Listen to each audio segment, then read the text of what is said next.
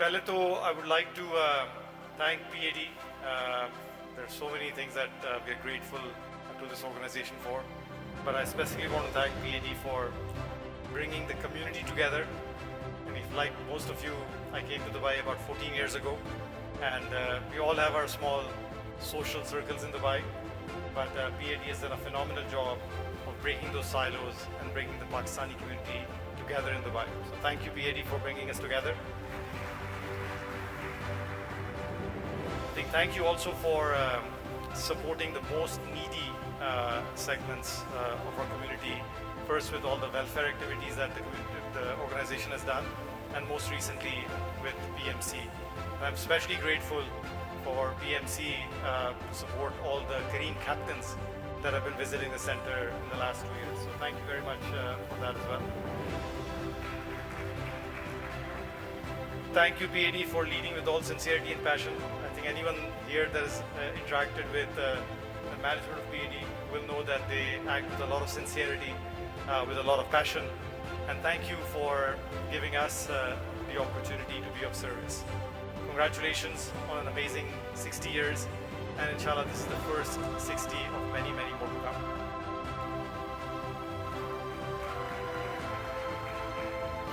जब मुझे कहा था कि थोड़ा करीम की स्टोरी शेयर करें, and there is a lot of similarities between what PAD has done and Kareem, but Kareem is still very early.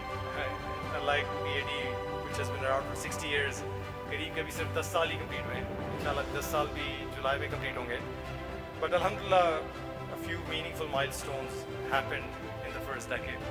पहला milestone to start here in Dubai. Very humble start. On day one of Kareem, I remember I came to Kubaiba station to take a bus from Dubai to Abu Dhabi to meet my co-founder. But today, alhamdulillah, Kareem is in 13 countries, all the way from Morocco to Pakistan.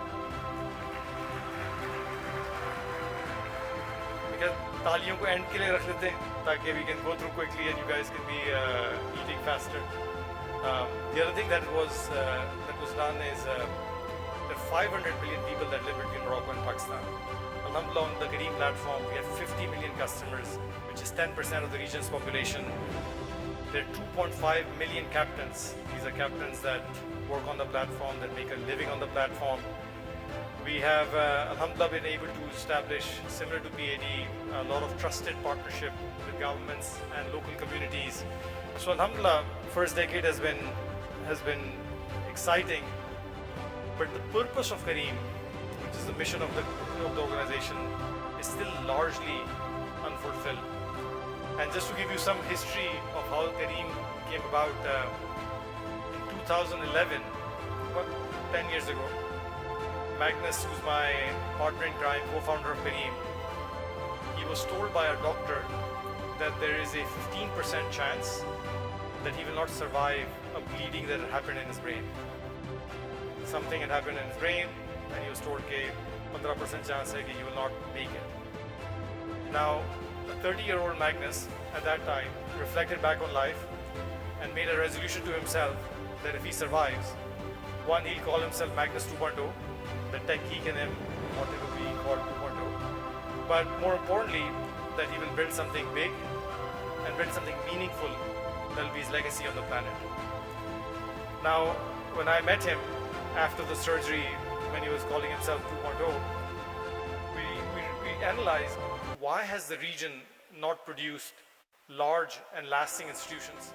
If you go to many other parts of the world, there are companies, there are organizations that have been around for hundreds of years, that have become very, very large, that impact entire countries, entire continents. But somehow, in this part of the world, we've not been as successful as other places. And what it came down to was two things. The first, we realized that in this part of the world, daily life is full of friction. Now, let's not look at Dubai. Dubai is an oasis. But many of us grew up in Pakistan. We know that daily life has a lot of challenges. When I was growing up in Karachi, पहले उठते थे तो पानी की फिक्र करते थे कि यार पानी है टैंक में नहीं है, अगर नहीं है तो किस तरह पानी लाओ, तो पानी को गर्म करो ताकि शावर लें. And बिजली अगर साथ देती थी तो you would basically get ready for work. Then you have to figure out how to go to your work or how to go to your school or how to go to college. And wahan bhi, the situation with buses in Pakistan, crowded buses on top of buses, there's so much friction in daily life that the potential that exists in the region gets wasted in the friction of daily life. By the time you get to work, by the time you get to your college, by the time you get to your school, the potential that you have has been completely lost in that friction. So the talent is there, but the talent gets lost and the mind share is not there, or the time is not there to think of big things and do those big things. Which is why many Pakistanis, when they go abroad, they are able to actually achieve more things outside of Pakistan than they are able to achieve in Pakistan. Because Pakistan no daily challenges mein phase hue. So that was one problem that we realized. If we can simplify the lives of people, then inshallah people will have more time to think of big things and do those big things. The other thing that we realized was, which is what Dr. Faisal pointed out in his talk as well, is there is also a lack of confidence. There is a lack of self-belief. When we see stories of large things being done, Amazon, Apple, Microsoft, somehow we think these things can only be done in Silicon Valley, in Seattle, in US, in Europe. Somehow we don't think we can do those things. But kyun nahi yaar? Jab wahan ho sakta hai to hum kyun nahi kar sakte? So there is a lack of confidence and self-belief as well. So we felt that the daily life had to be made simple and the confidence had to be given. So on day one of Kareem, we wrote down this purpose to simplify the lives of people and build an awesome organization that inspires. And we felt that if we can simplify the lives of people and build an awesome organization that inspires others, then inshallah a lot more big things and lasting things will happen in the region. Now, if you ask me where are we against this purpose today, the short answer is we're just getting started. There are 500 million people that live in the region. On any given month, there are 5 million people using Kareem. So we're still at 10% of the population that can benefit from Kareem. And it's not that the remaining 90% has very simple lives and they don't need services like Kareem. They also need services like Kareem. But the services need to become more affordable, need to become more accessible. More services need to be provided on the Kareem platform. So on the first dimension of our purpose to simplify lives, we're still at, let's say, 10%. And on the second part of our purpose to build something that inspires, ironically a little bit more happened. The fact that Kareem became a unicorn, who would have thought? The fact that we did this deal with Uber created some inspiration. But my argument is that we're just getting started. The region now thinks it can build unicorns, but does the region think it can build the next Google or the next Amazon or the next Apple? Probably not. But it just takes one company to break that ceiling, and inshallah many, many more will come. So on Kareem's purpose to simplify lives and build an awesome organization, we're just getting started. But alhamdulillah, the movement is gathering some momentum. We are not the only ones pursuing Kareem's purpose. MashaAllah, there is a Kareem Mafia, as they call it now, that is starting many other businesses, and they're all carriers of the Kareem purpose. So today, alhamdulillah, there are 100 plus companies that have been started by people that have come out of Kareem. And all of these people are driven by a purpose to make either this region or to make Pakistan or to make whatever part of the country better. Har jagah ki entrepreneurial ecosystem has some flavor. I spent many years in the Silicon Valley before this, and Silicon Valley was very curiosity driven in the beginning.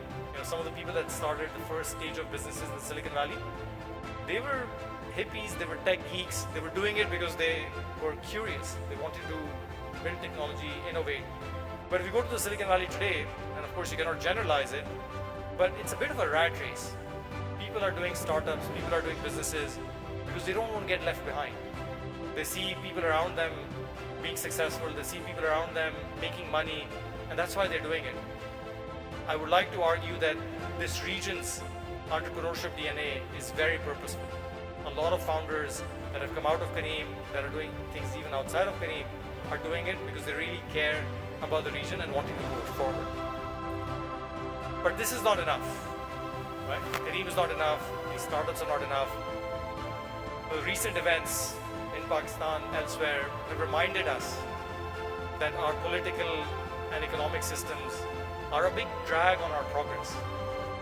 यानी थोड़ी मायूसी भी होती है कि यार हम two cycle में ही घूम रहे हैं, right? Every time we make some progress, we take 2 steps behind. We make some progress, we take 2 steps behind. So at this point, I think we have to realize that we have to take the matter in our own hands. We cannot let these political and economic systems push our region forward. And you know, my submission to this group, especially the younger generation in this group, is threefold. Number one, you can make a difference. You know, as Dr. Faisal said, anything that you see around you, bad, large companies like Microsoft, Apple, hospitals, parks, Dubai, you know, all of these things they all start small.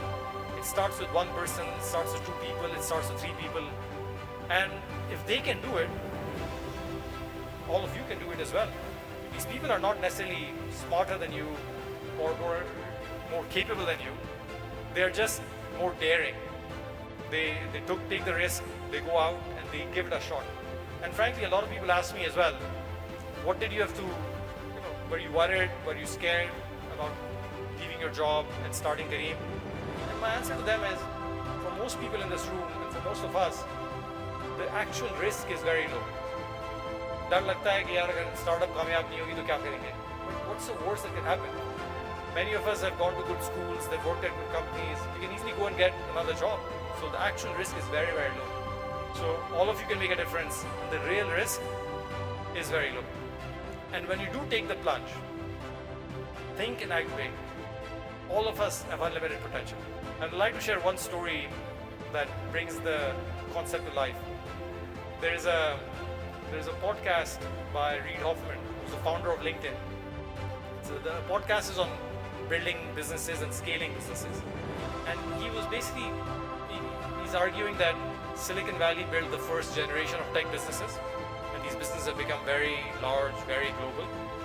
But what it takes to build those businesses is starting to become, those skills are becoming democratized. Many other parts of the world have those skills as well. And technology businesses, large technology businesses, will come out of other parts of the world as well.